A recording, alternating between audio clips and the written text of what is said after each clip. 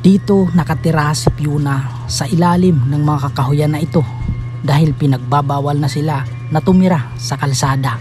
Kaya't dito na lang sila sa kanilang tarima dito sa maliit na kagubatan na ito. Kahit ganito ang kanilang kalagayan ay masaya pa rin sila na may masisilungan kasama ang kanyang mga kaibigan. As of now, dito po tayo ngayon tumutuloy sa aking friend. So kung makikita nyo, sa ilalim siya ng puno kasi medyo presko tumira sa ganitong lugar, lalong-lalo na sa ganitong kainit na panahon, no?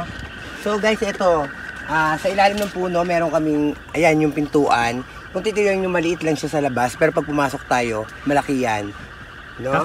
Ito ang aking ba?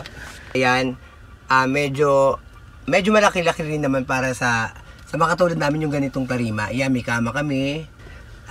Ito kasi hindi pa tapos nire-renovate ko yung kwarto ko daw. Ayan. So bakit yung napili yung ganitong tirahan? At least hindi rin na sa magbabayad ng upa, medyo makakatipid-tipid ka ba kasi sa ang kita lang maliit lang tapos kung mangungupa kami kulang pa, wala lang kami pagkain. Pero pag dito lang kami titira, kahit basta safe naman kami, although na bawal pero nag-iingat lang kami na hindi kami makagawa ng kasalanan pala